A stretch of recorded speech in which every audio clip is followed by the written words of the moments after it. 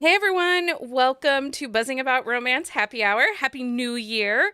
For this evening, I am my co-host for the evening is Carolina. Welcome, Hello. Carolina. Hi, everyone. Um, Leah has a cough, and so Miss Carolina kindly stepped in. I think she pushed everybody out of the way, so she got a chance. It was a Just like very me. quick yes when Becky was like, I need help. Me. And our author tonight is J Saman, and we are celebrating the release of Dr. Mistake. And I have so many thoughts about Carter. We are not going to spoil this. It released today, so you can grab it on Amazon. It's in Kindle Unlimited, but this is one to buy. Look how handsome he is. So handsome. You said you're like, "Oh, the paperback is live." I was like, "Order now." I need all his good sexiness. Um, so we aren't going to spoil it, but I do have lots of things that I feel like I need to talk about. Sure. Really, the smolder, All the things. all the things. All the things. um, Carolina, would you mind reading Julie's bio for us? Absolutely. Julie Saman is a USA Today bestselling author who's addicted to Diet Coke, sour candy, and indie rock. She swears way too much, especially after a glass of wine, and has a panache for sarcasm, so her husband and children like to tell her. Oh, and she's also written/published more than 20 romance novels. As a lover of second chance romances, enemies to lovers, and the perfect amount of angst. Love the angst. She's best known for writing contemporary romance filled with smart, strong women and sexy alphas who have a softer side, especially for their women, and hot steam without being over the top. Well, welcome to Happy Hour, Julie. Thank you. Thank you for having me. I believe you have completed the Buzzing About Romance trifecta. I think I have. We have think I had have. you for now a happy hour, but you did an episode. You graciously, last minute, agreed to help us with an episode in December. And we've done a quick shot of romance for you, and Yeah. you've been to Drunk Book Club, and you joined us for Readathon. It's been a lot. It's been great. I think that qualifies for like the EGOT of buzzing about romance. It is kind of the EGOT. So, rules of the night, you can ask all the questions in the chat, and we will do our best to get them answered. In the description of the video are links to all the places to connect with Julie. If you follow, like, and subscribe at the end of the night, one lucky person will win a swag-filled box. It's an envelope from the podcast. But then also, Julie has graciously offered up a signed copy of Sexy Dr. Carter. I have so many thoughts about this dude. And my swag pack is just a little bit of everything. It's all the stuff you need to keep yourself organized for the year. There's like a weekly to-do list calendar, some stickers and Post-its, because I love a good Post-it, some pens, and washi tape, because you can never have too much decorative washi tape, right? I don't know, maybe it's just me. um, so let's kick this off in the traditional bees way. Julie, what are you drinking this evening? So right now I'm on water. That's But okay. I did do my with every release. I have my husband buys me a bottle of champagne, nice champagne. So I already had that earlier. Nice. I saw you did a TikTok with your Yes. champagne. Yes, I had my champagne. Probably a little earlier than I should have, but I did. It's What okay. kind did he buy you this time? Tonight, so I had Vive Clicquot tonight. Nice. Yes, I actually had a choice because we had bought a bottle for New Year's that we didn't end up opening. So I had that and a bottle of Moet, and I went with what was already in the fridge. So we were good. Nice. Yes. Carolina, what are you drinking? I have my go-to of bourbon and ginger beer. I love that. I drink that a lot. Yeah, It's a good Yeah, one. It's a it good one. is. my favorite. Yes. I have a spicy lemonade. Someone picked up a bottle of like the infused, it's like a dry bottle that has dried bits of fruit and stuff in it and sugar, and then you pour the vodka in it and let it sit and infuse. This one had lemon and peppers in it, so we added vodka to it because You I have gotta a have thing for vodka. Yes. Plus, it's Monday night, It is so I do Monday have water night. because I went back to work today. Oh, this is mine. um, So, okay. Kicking things off, if you do not follow Julie on TikTok, I am going to put the link to TikTok. I have a special connection to your TikTok. I'm sure everybody who's watching has probably heard this story, but one of your random promo videos that you did on TikTok is how I found you and thus created what has now become the solstice of Saman. We've gone from summer of Saman He's to changing solstice. seasons. We're changing seasons. And if you keep writing, like, because we have the next doctor book coming in April, I think. No, I have it for, that's more, that is for Amazon purposes. For pre-order, that's just like you have to go further out and then, but you can't go earlier and then move further. It's their thing. So I always go further out than I need to. I'm hoping March. It's actually ready, but I have to, it's all about dates. So I have to figure that out. Okay, so March, it'll be Spring of Saman. Yeah. Heather says, we just call it the obsession, Becky. It kind of is the obsession. I recommend these. Salmon obsession. Like, I guess it's a good thing you live farther away from me and not in my area, because I probably would have a restraining order at this time. I doubt that. Seriously. I'd Knocking be like, on your door. I'd be the one stalking you. It'd be totally reversed. I'd be like, Julie, can I have the next book? I'm here. What I'm you at writing your door. today? What? It's 6 months from release. Come on. What are we writing today? Anything I need to read for you? I thought, really honestly, this summer after I started the Jasper and Viola's book and got into all of the Wild Mind people, the guys, I thought that like Carolina and Leah and Heather and Rachel were going to murder me. Because I was like, are you guys reading this yet? And they're like, So when you read Dr. Mistake then, and I threw a little Easter egg in that. Yeah. yes. I'm so excited. There is a method to that madness. That's really all I'll leave right there. But there is a method to that madness. Ooh, I have so many thoughts now. Okay, but we're not spoiling anything. Okay, so let's get to know you a little bit, because we did do an episode with you with the podcast, and Leah and I, we talked to you about your big backlist and getting to know you a little bit. So if you guys are watching and you haven't listened to that episode, it dropped the second Sunday in December, so you should find it in your podcast feeds. So we're going to ask some different questions this time. Are you a New Year's resolution person? You do not have to tell us your New Year's resolutions, but are you someone that makes them? I am not. Every time I've ever done that, I break them. So I'm honestly like, even with like my Goodreads challenges, I break those too. So I am that person. So I stopped doing that. I do more like tentative, hesitant goals for the year, things I would like to achieve, but it's either something I haven't done before or I don't think is necessarily possible. So I won't be like devastated if it doesn't happen or any of that. So I feel like I've done the like, I'm going to lose weight or I'm going to exercise. It's useless for me. It just doesn't go anywhere. Is there a goal that you set that you were pleasantly surprised that you accomplished that you didn't expect to? Yes, there were a couple this year.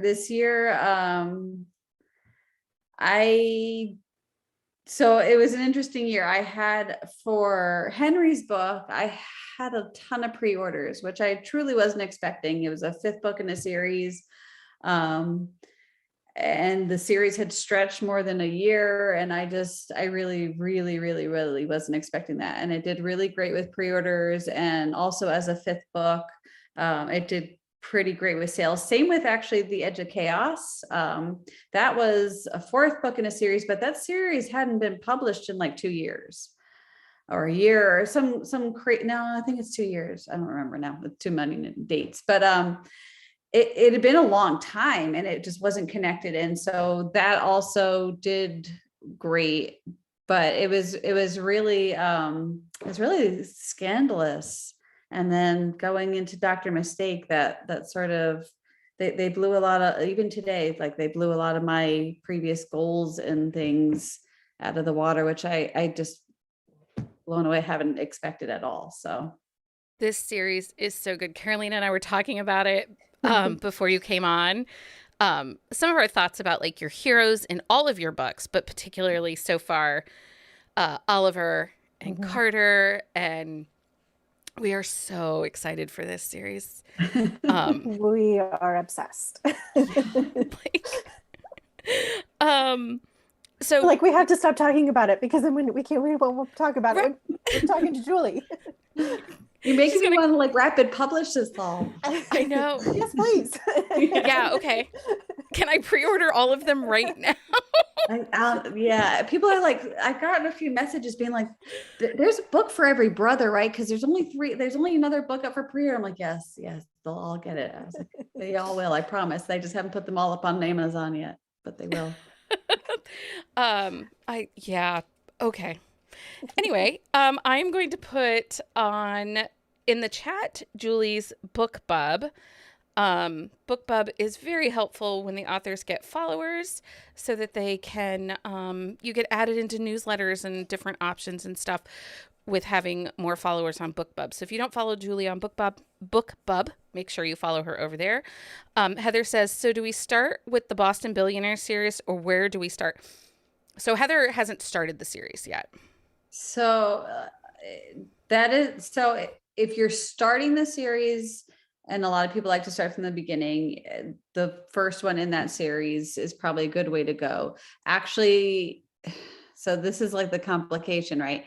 Because Rena's book, The Edge of Chaos, which is in the previous story, is probably the best place because she's the baby sister, but it's in a separate series and that's a whole other thing. So Oliver's book is probably the best place to start. The thing I will say about these books are they do stand up on their own. Somebody asked me on my Instagram today, she needed something to read because she's anticipating a bunch of releases for tomorrow. And she's like, can I just read Dr. Mistake on its own? You absolutely can. Now, do you get the full effect? No, because you miss out on Oliver and Grace's friendship, and kind of some of the angst between Carter and Grace and their hatred for each other in the beginning. But one of the things I will say for your books is they absolutely, within the series, stand on their own. And I told you this before. I didn't love book 2 in the Edge series. And I paged through it, but it wasn't like my favorite. But going into book 3, I don't feel like I missed anything. No, especially with that series. That series was written very disjointedly. Each book they really weren't always meant to be connected. I sort of did that after in some ways, but that's sort of one of my main goals, I guess, is to write each book, even though they are in a series and it's interconnected characters and you want to relate to previous and future characters, but I want readers, if they do pick up a book, which happens a lot actually for me, is that they'll pick up a random book mid-series and start there.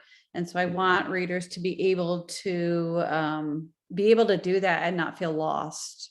Like they're just not going to get it and then just put it down because it's too frustrating. Well, and I think you do a great job of that because you can pick up a book mid-series. Like I found you reading your holiday book from Last Christmas. A year ago Christmas. Mm-hmm. And then I jumped into Henry's story. Oh. Like I really jumped around, but I remember reading it and I feel like the same way, even though I've read Dr. Scandalous and Dr. Mistake, but even reading Dr. Mistake, you get enough of the other characters that make you curious about their stories and you want to go back, but you can still follow along without feeling like the page is crowded or feeling like you're overwhelmed because you don't understand the characters. You get those teasers and tastes that make you intrigued to go and read the other books. Thank you. That's like totally my goal. And it's not easy to do. I mean, there's authors who do it seamlessly, and I put you in that category because there's other ones you're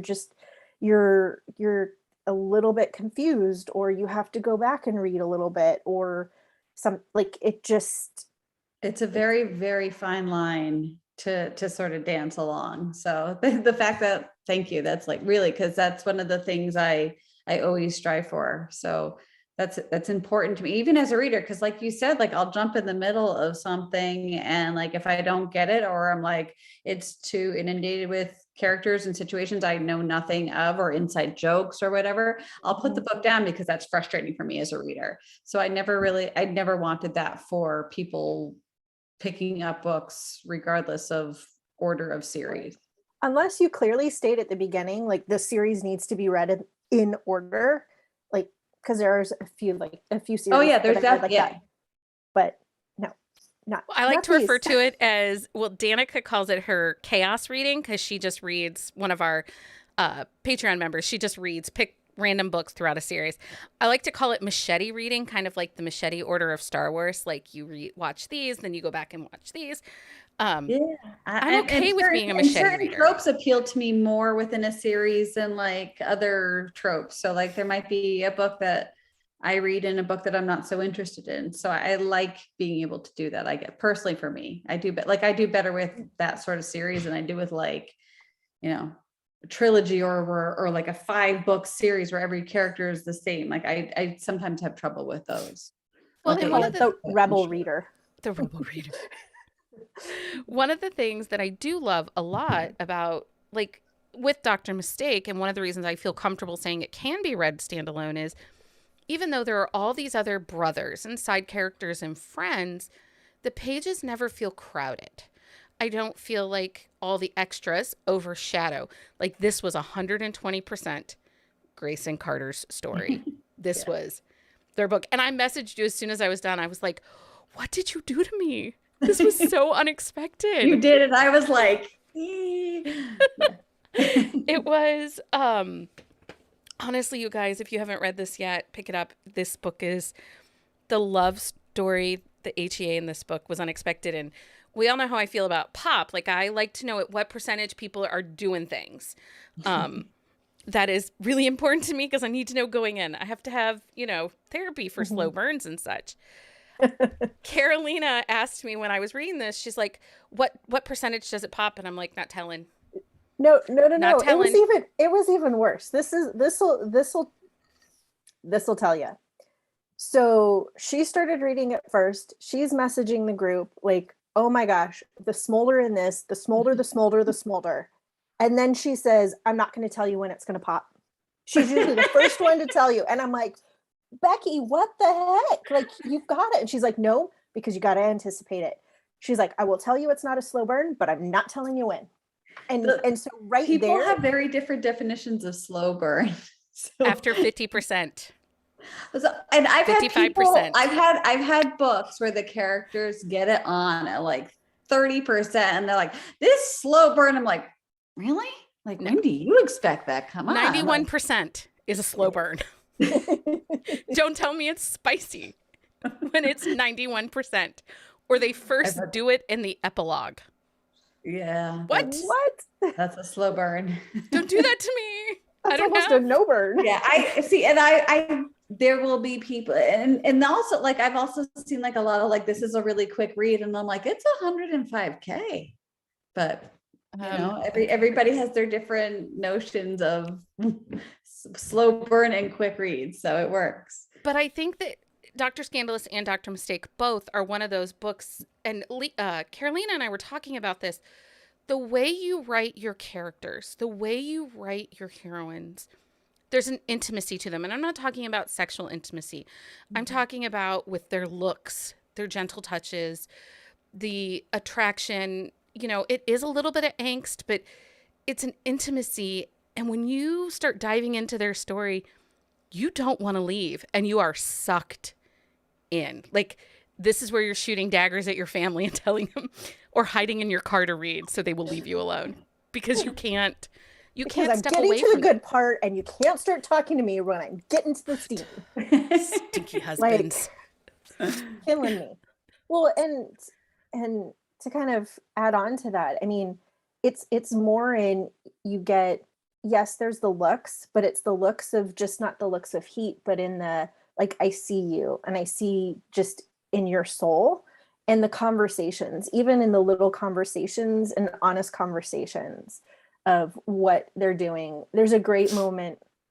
I'm going to jump into the book, but there's a Go for it. We're off great note moment when um, Grace goes to her old apartment to get her stuff, and she is just over it, and Carter's with her, and she's in the bathroom, and she has, and I think you call it out in the book, the Carrie Underwood moment, Yeah, right? that's like one of my favorite scenes that I wrote. I love And that. so she's taking his her ex's bottles of cologne and all his product, super expensive product, and throwing it in the bathroom on the walls.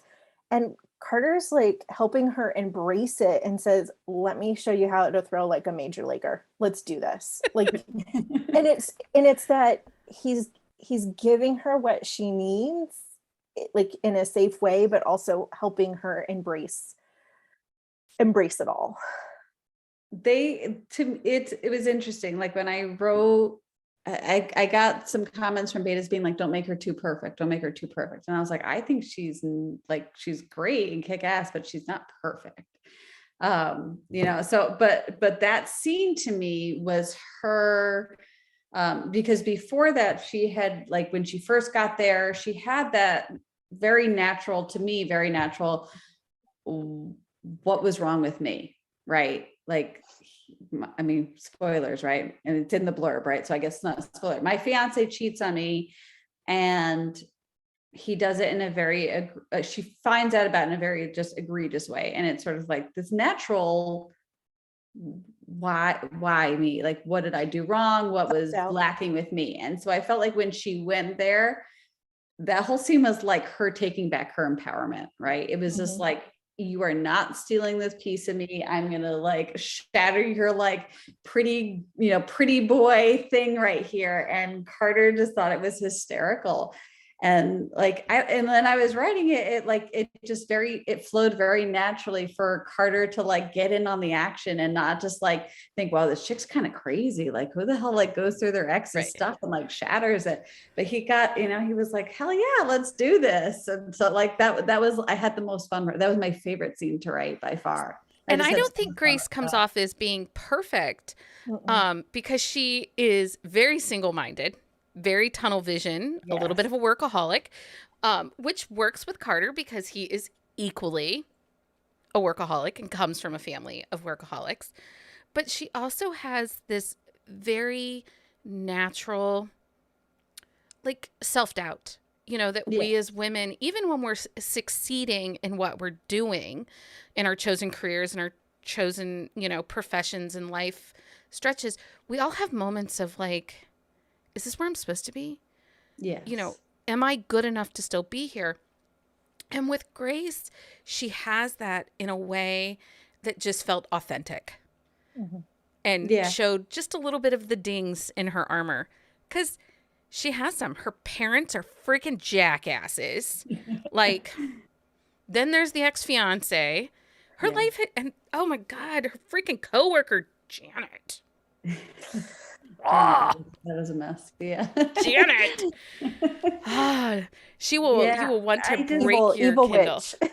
I wanted, Grace was sort of like, and this was like a retrospective thing, I guess, but like, and I have some of my nursing girls on tonight, but when we were in grad school, it was all school and work and all school and work and all school and work. And that was us. And like that piece of Grace really reminded me of just that stage of my life, because that's what it was. And if we wanted to succeed and we wanted to do it right and not kill people, that's what we had to do. So that part, I mean, she was more extreme than it was really, but that was her. She was just this very, very strong, capable woman. But we all have vulnerabilities. Like if we say we don't, that's like impossible, right? Like we're just not built that way as human beings. Self-doubt is just a very natural thing. And so I felt like there were that was like, so Janet's whole piece was really less about the workplace drama and more about her bringing out insecurities in Grace, and then eventually having Grace understand that she didn't need them and that she had what she wanted and that she was brave enough and strong enough at this point to go for it.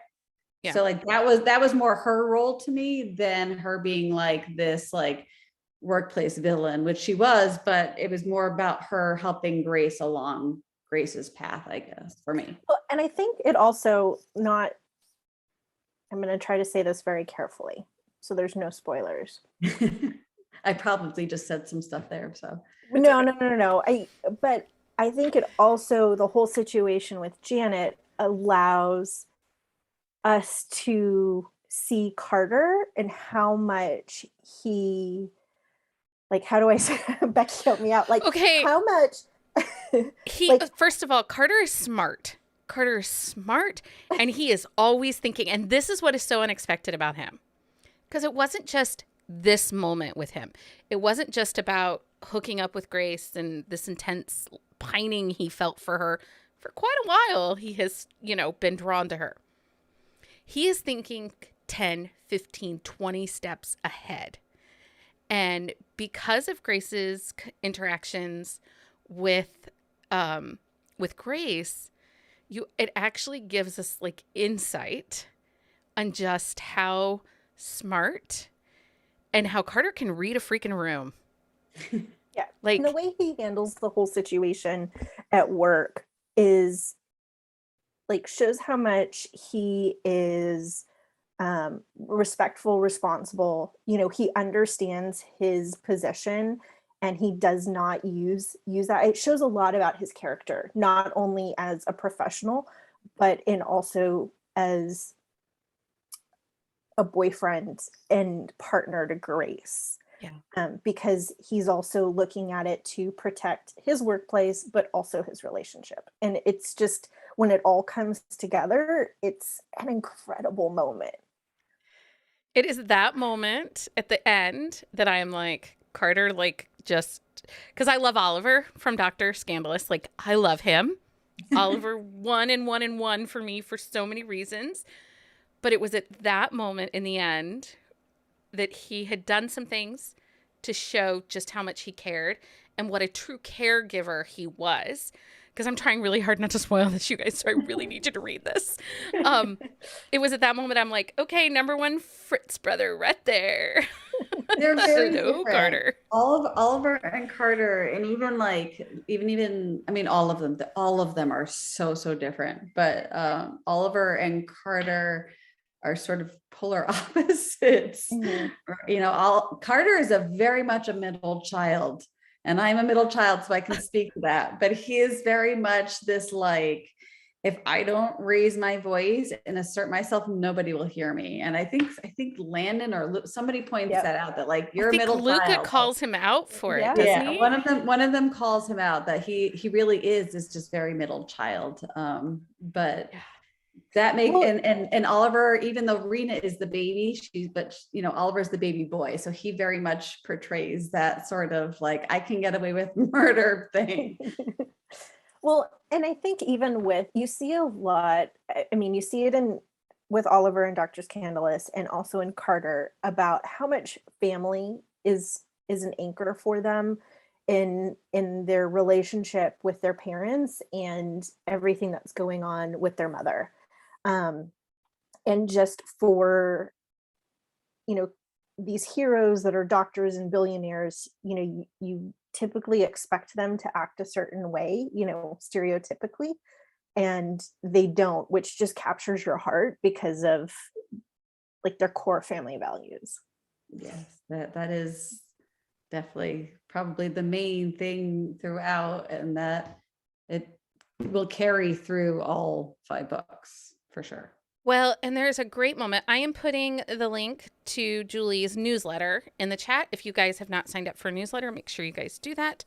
This is a great way to keep track of release dates and upcoming books and series and all that kind of good stuff. And just one kiss if you sign up, actually. Oh, just one kiss. You get the Christmas book for Get a free, free book. guys.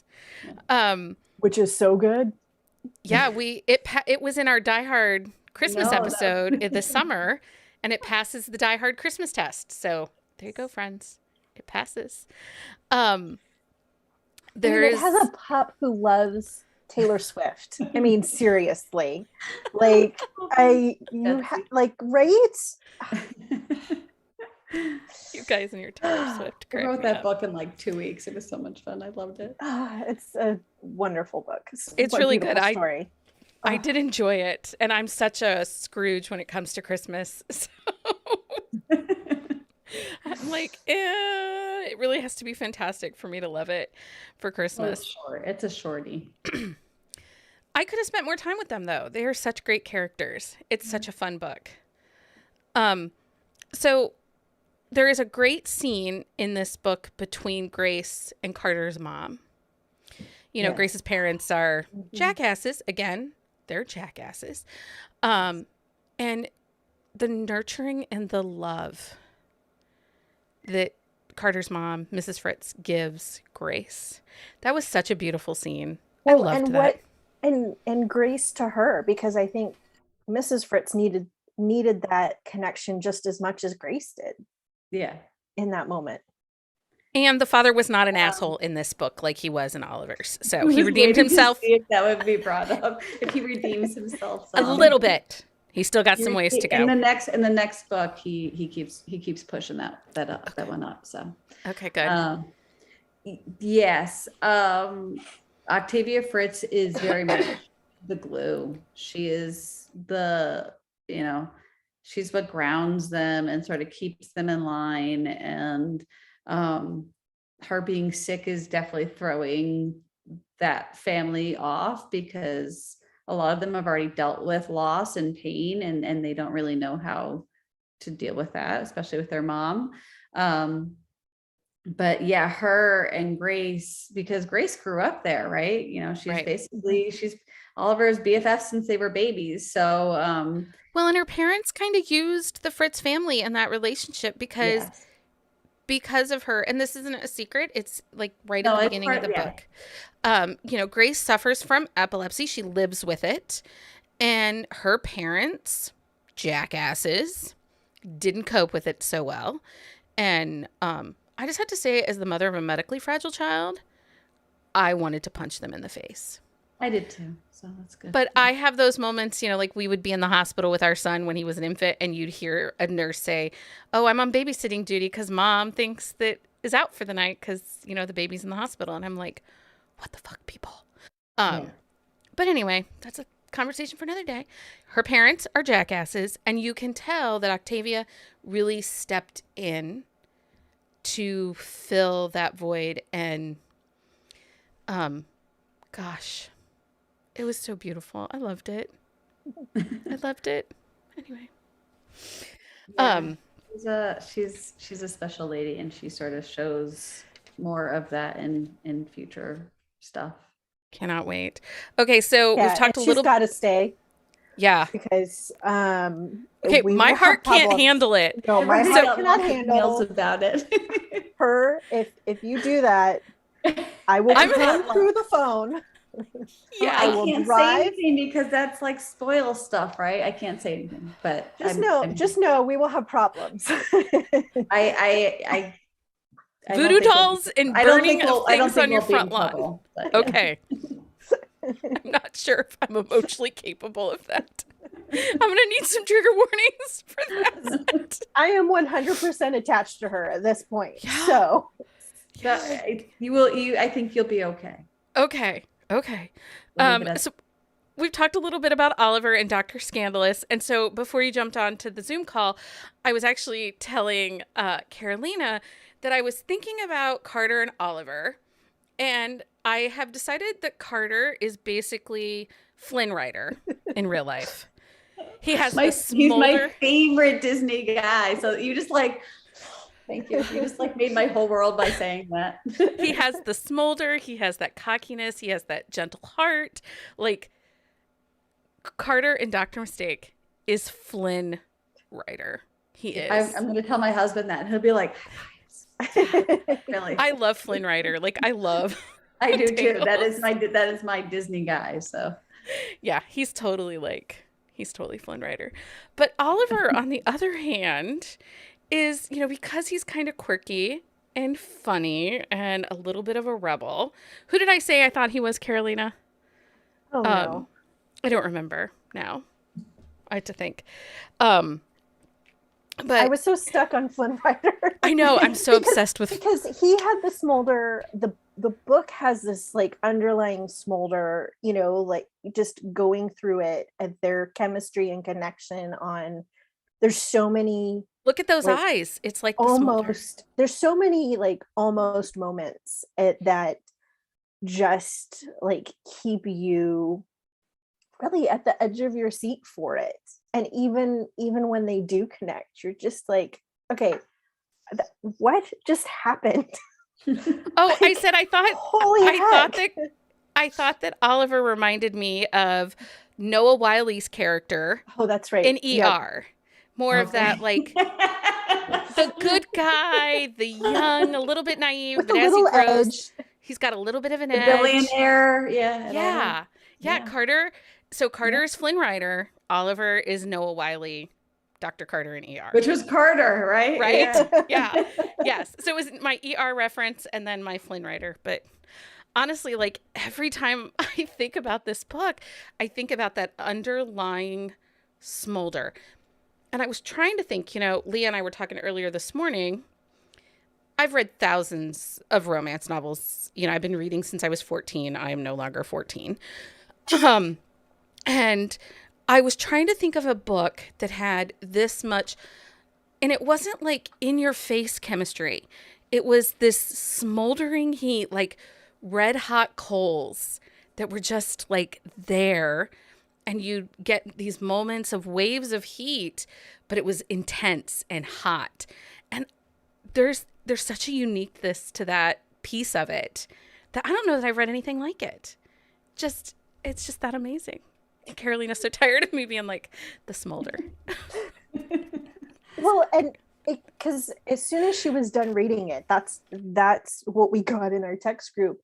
And so of course I'm reading it and I'm like, she's exactly right. Like there's no other way to describe this and this story and their connection, because it just happens and it continues even after they have their first moment. It continues through the whole book. They were in my head, I guess, like not Romeo and Juliet, because I feel like that's a kind of a cliche in a lot of ways, but they were this very troubled couple that was like always meant to be, but never had things line up as they should be until they didn't have a choice but to face some of that stuff. You know, so Carter had been in Surrender, which was a book I wrote in Corinne Michael's world. And he was a side character, and he was in love with the main character, who was Alana. And so he sort of tucks his tail and comes back to Boston, and he sort of says, like, I was in love with this girl, but he wasn't, right? Like, I think he sort of acknowledges that, like, I thought I was in love with Alana, but I didn't give up being a bachelor for her. I didn't make a play for her. I never got upset when she was around other guys. And he like loses his cool in the hospital, like drags her away from like her friends because he overhears something that drives him a little bit nuts. His love and affection for her sort of drove him mad. And her sort of like, I'm this wounded thing, but I've always kind of had the hots for, my best friend's older brother. I think that the two sort of,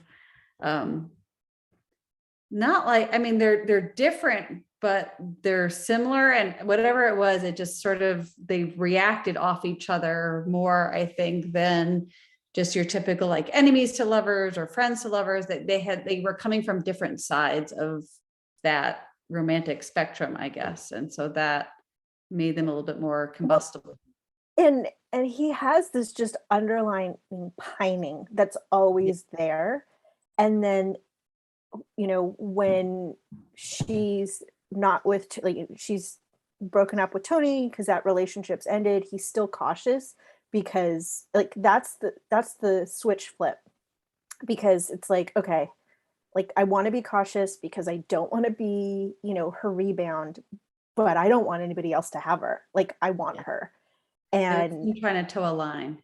yeah, and it's this delicate balance of, like, how do I keep her for me but not be that guy? Yeah. It's so good. It's so good, you guys. So in the chat, I put Julie's link to her author page on Amazon. It is super helpful if you follow the authors that you love on Amazon. You get updates from Amazon when they put books up for pre-sale, and you'll get notices when things are happening for them on Amazon. So make sure that you have followed over there. So one of the things that I love about your books is all of your characters, the male, I'm talking about the heroes now, your female characters are some of the best. Like, they all have backbones. Even when the guy tries to steamroll them, I'm thinking of Keith's book in The Wild Minds.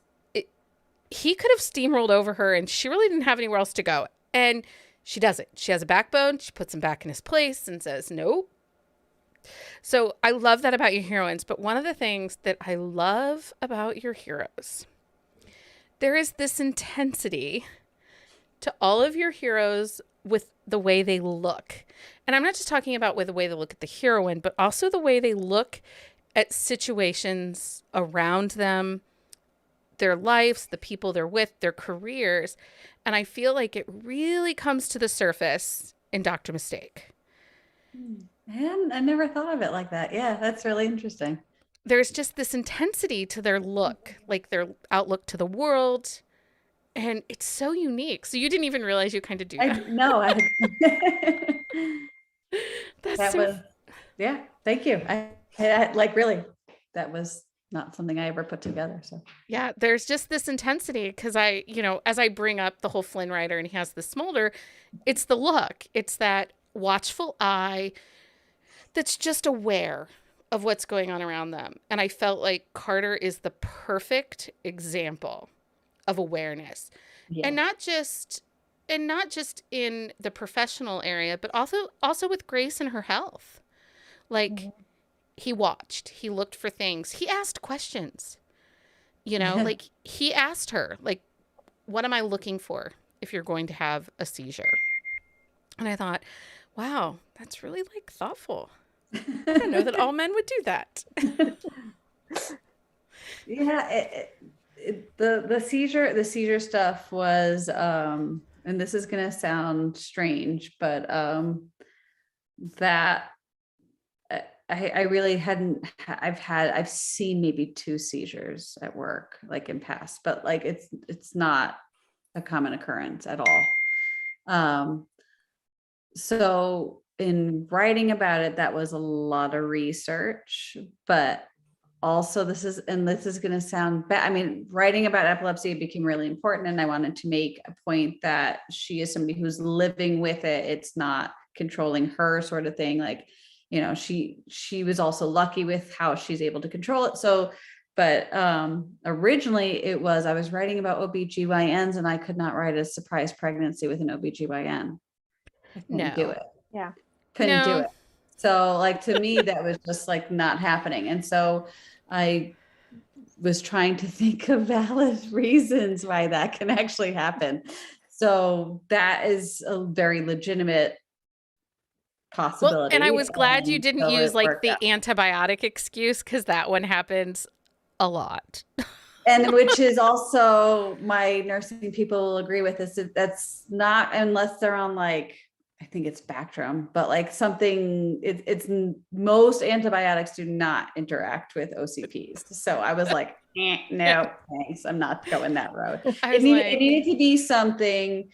So Grace, being epileptic, could only be on certain sort of forms of birth control because estrogens are not the best with seizures.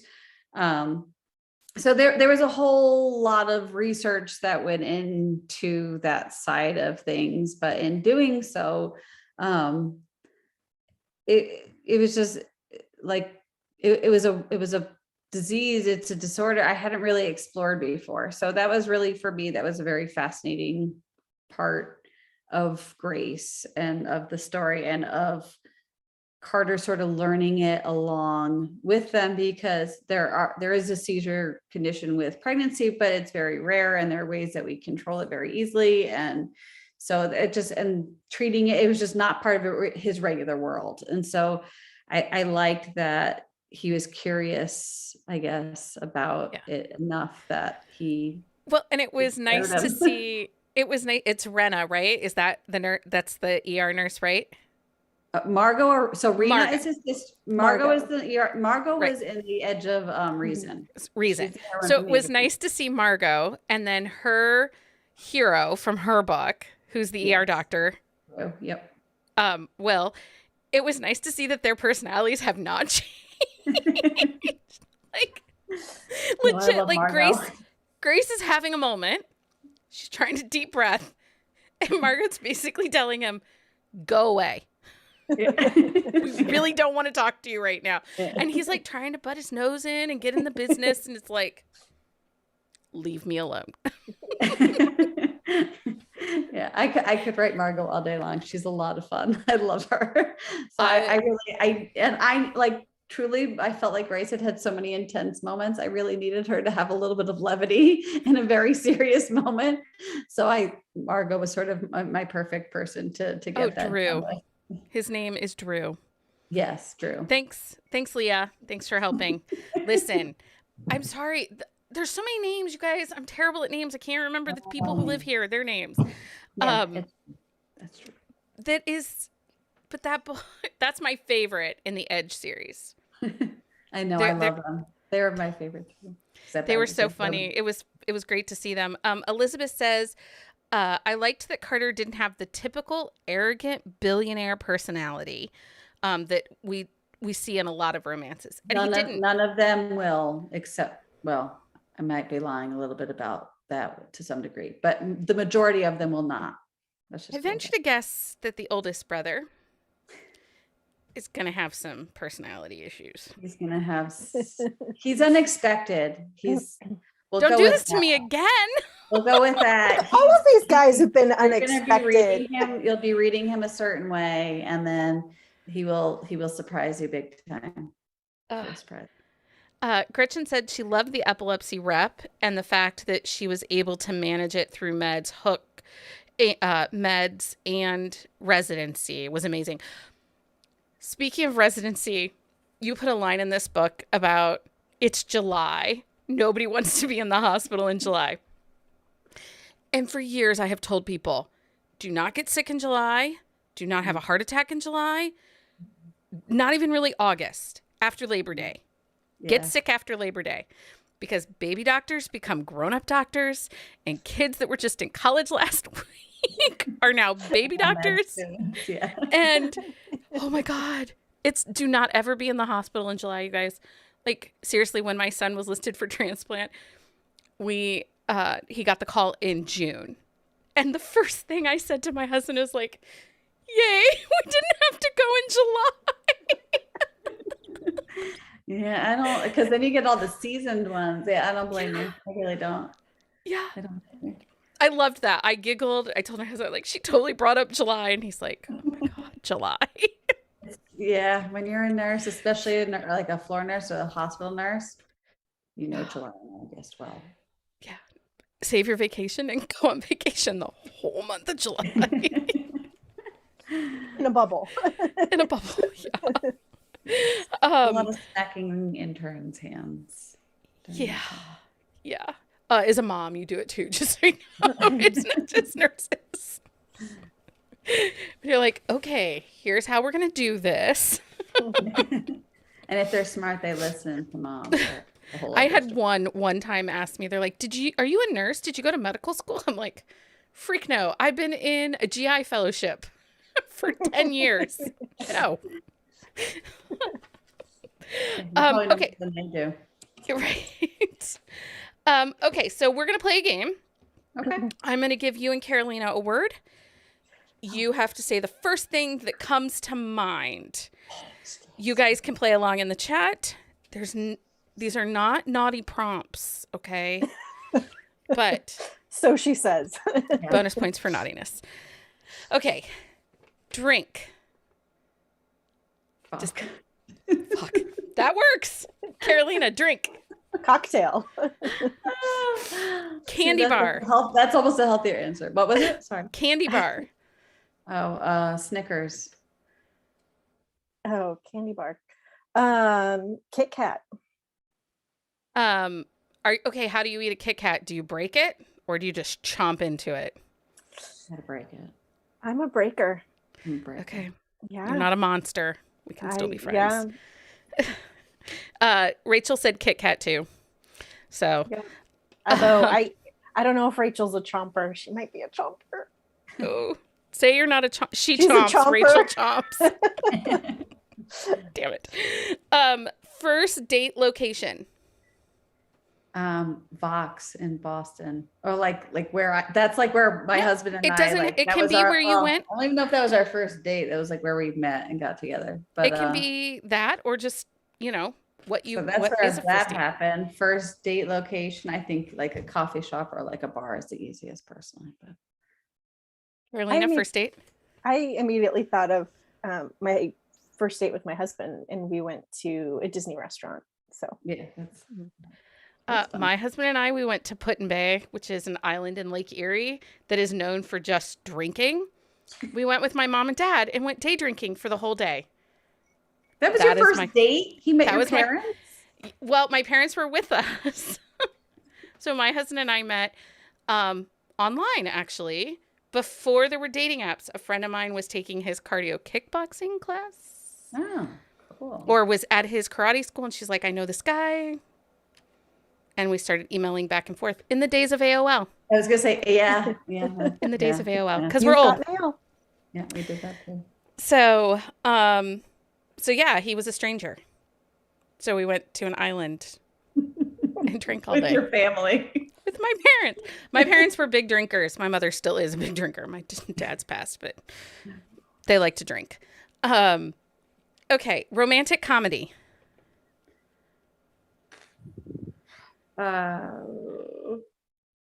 I just immediately think laugh. Laugh. Yeah, I mean, I'm trying to think of like an actual movie, but like there's about a gazillion. So Mine is always When Harry Met Sally because of that stupid orgasm scene. I love that in the movie. deli. But just in general, there's a lot of like ad-libbing in that movie that I like a lot. Yeah. And that last scene, that's a good line. It is. A green vegetable. Broccoli. Asparagus. So for romantic comedies, they went with How to Lose a Guy in 10 Days, The Proposal. Proposal's so good. They're both so apparently- good. Those are both really solid. Lindsay apparently eats her Kit Kats in layers. I do that with a Little Debbie Nutty Bar. I peel them apart. I do the same. Oh, I haven't had that since like 100,000 years, but yes, I actually do the same thing with my Kit Kats too. If I actually went to a store and allowed myself to do that, I would eat them. I love them. I love a Nutty Bar. And it's not a candy bar, right? It's just a lunchbox treat. Boy band. Never listened to them. I never listened to boy bands. Even when they were like the thing, not my thing. So because I'm old, New Kids on the Block or Boys to Men. That was New Kids on the Block was like all my friends were walls plastered with posters, and even then never a boy bander. See, I'm at that age where I kind of got both of it. Like I got the end of New Kids on the Block and the beginning of like NSYNC and the Backstreet Boys. Yeah, I was probably like there too. I feel like that was like my senior year of high school was those guys, but yeah, still not my thing. Not me. I'm so old. Anyway. Things that vibrate. You can say phone. My phone. My Apple Watch. Your Apple Watch. There you go. A word to one word that describes men. See, like sexy sort of comes to mind first, even though probably asshole is a close second. But I like to imagine I write the sexy, so we'll go with sexy. Carolina, do you have one word that describes men? My first word is handsome, and the second word is frustrating. Frustrating. Those are both really good words. A European city. Paris. Rome. A pro football team. New England Patriots. I'll go with the Buccaneers because I'm in Florida. I had a very bad breakup with my original football team. Well, and they're not even in San Diego anymore, right? Correct. That's when we broke up. Okay. It never to be spoken of again. Okay. And ever since then, I'm in free agency with football teams. I pick game per game. For us, Mike is from Cleveland, so you would think he's a Browns fan, but he doesn't really care about pro football, so he's not. Plus, disappointment and sadness is not really his gig. But he's doing well. My dad, we lived in Philadelphia in the 70s, so you would have thought, like, he's an Eagles fan, right? No. He's a Steelers fan. So my boy child is a Steelers fan. And Ben Roethlisberger is last from... game tonight. Yeah, he's from... Tonight. Yeah, he's from Finley. Yep. So that's... My son likes the Steelers, but, we're not fans of his for reasons. Well, and in the chat we have Jennifer's Packers, Rachel's Titans. Heather says Bears. I refuse to cheer for the Vikings. I am over them. And then Jenny's, if you're a Bears fan, you can't. So. And then Jenny's like, I'm a Browns fan by marriage. And Leah's the Steelers because she lives in Pittsburgh. Oh, you gotta do that then. Right. Okay, a famous Canadian. Celine Dion. Celine Dion, that's a good one. She's the only Canadian I can pop off the top of my head. Ryan Reynolds. Oh, that's a good one. Really? So, yeah, and this is totally going to age myself, but I first thought of Rick Moranis and Dave Thomas. Oh, The Boys of Strange Brew. Yes, I love that movie. I love that movie. I haven't seen that movie in 1,000 years, but yes. Well, I also thought the other one that I thought of, and you'll laugh why I thought of this, is Martin Short. And because at Epcot in the Canadian Pavilion, they have the whole 360 video that they show you all these beautiful scenes of Canada and all throughout the country. And at the end of it, they show all the famous people from Canada, like all the celebrities, and it's narrated by Martin Short. So of course he's in there the whole time. I'm like, of course they show Celine Dion and, other famous actors, but I'm like, really? My first thought was just Bob and Doug because, and also Tanya's on here. I don't know if she's still with us, but that was our movie in high school. We used to watch Hoser. She just called me a hoser. That's how we refer to each other. We're like, hey, hoser. So, it's our thing. Other Canadians from our chat is Avril Lavigne, Justin Bieber, and Connor McDavid. Yeah. Connor McDavid. I bet he's a hockey player. Because it's Heather. Yeah, that's Heather. It's Heather. Okay, a type of flower. Orchid. Hello, Lily. Oh, those are so nice. I just thought like dandelion. It's the mom flower. Because come on. It so is. Every one of us who has kids has had a vase of a cup of water with a dandelion in it. So, okay, that's my fault entirely. Yes, Tanya, the Strange Brew boys are totally your fault. Okay, an item found in a purse. Lip gloss. I was going to say lipstick. Yeah. So. And see, over here, I was thinking like, naughty Gum. things. Walking around with a vibrator. Lube, condoms. I don't know. No, then I would like the other direction I would have gone was like lipstick or tampon. Tampon. I mean, A little more gum. practical. Rachel's like change. Jenny said a pen, a wallet, gum. Money. And lip gloss is like very pre-COVID anyway. It's like I don't wear that behind a mask anyway. So no, I can hide a lot behind a mask. Fancy for you. I'm wearing lipstick. And I didn't even bother trying to search my house for that. Tanya, you and Jennifer, it might be your internet connection that's lagging a little bit, that's slowing down your feed and the chat. Just so you guys know. Okay, a name that starts with the letter Q. Quinn. Yeah, that's like. Yeah, I thought of Quentin. Yeah. Quesadilla. That's not a name. Good name. I mean, I love a good quesadilla. I would probably love a child named Quesadilla. I don't know about that as a name. Yeah. Yeah. Queen, Quinn. Quincy. Quincy. Yeah. Q's a hard one. Q's a hard one.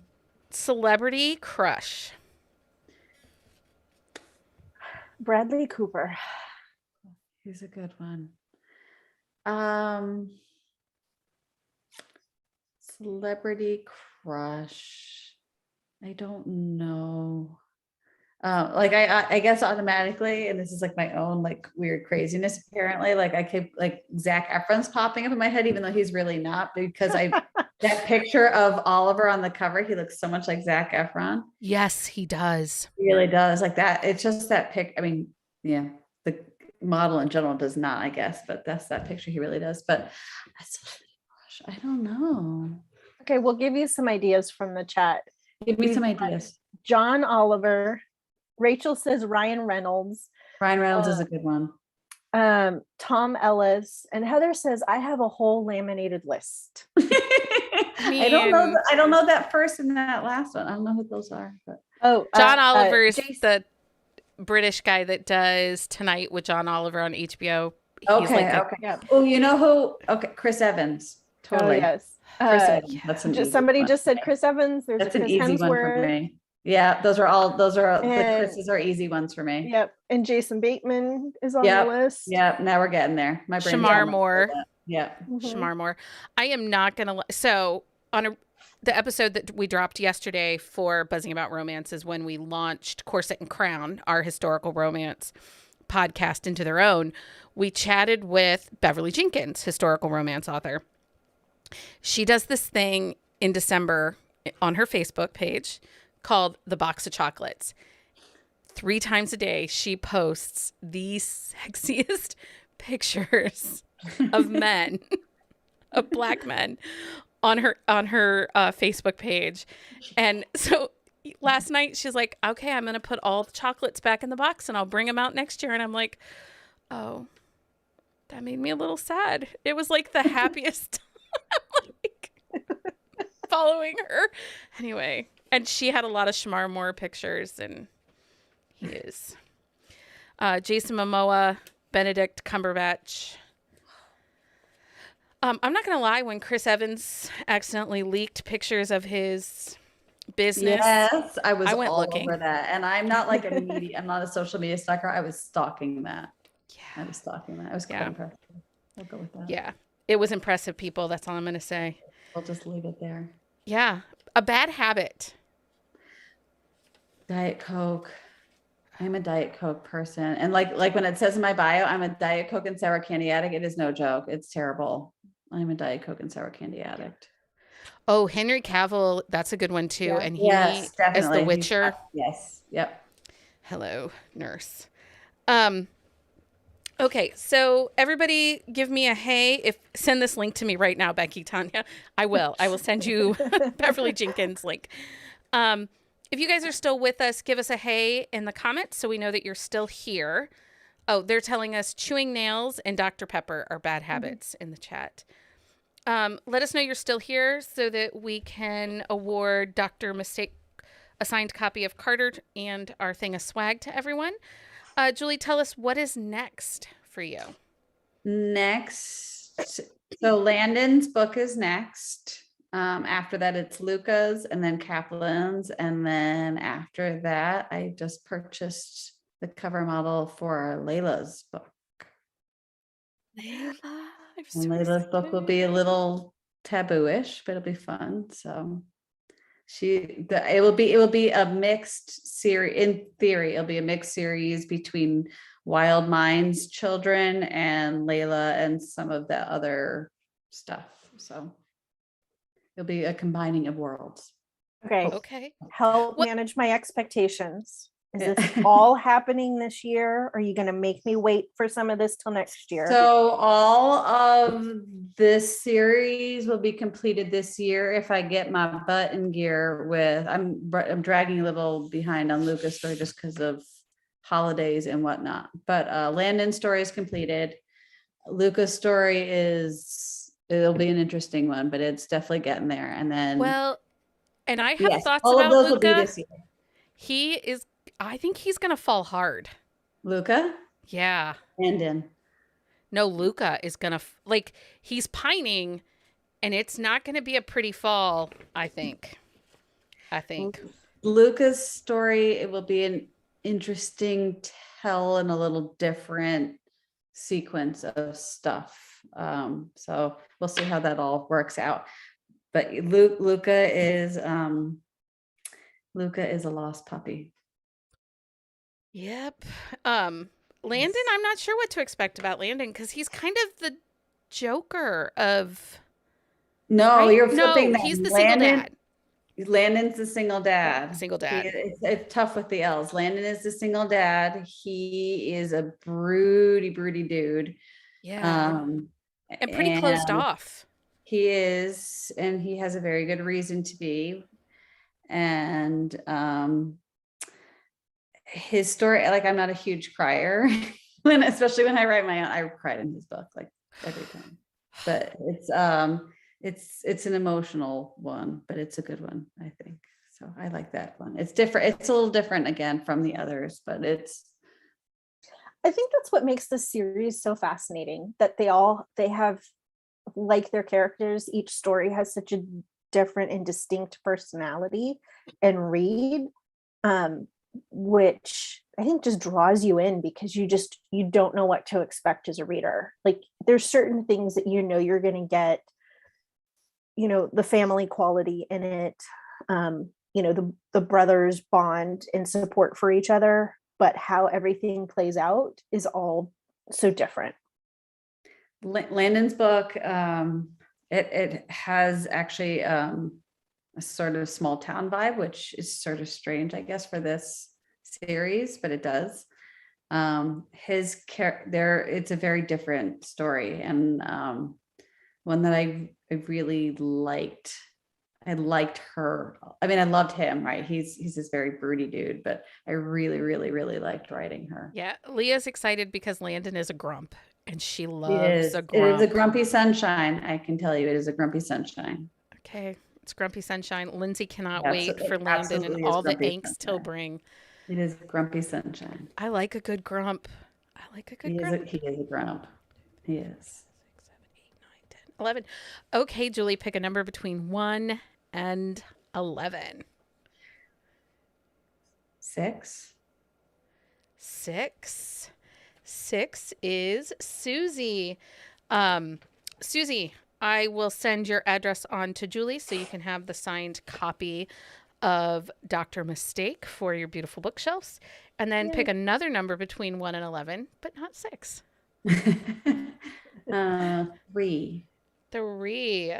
So, Jennifer, what is her? Jennifer S. You are our winner. If you email me, Becky at bookcaseandcoffee.com, with your address, I will send our swag pack out to you. Oh. Case. Oh, I didn't finish bookcase and case. ohgoodness.com. Leah, can you put my email address in the chat in case I screwed it up? So yeah, I will send on Susie's address to you, Julie.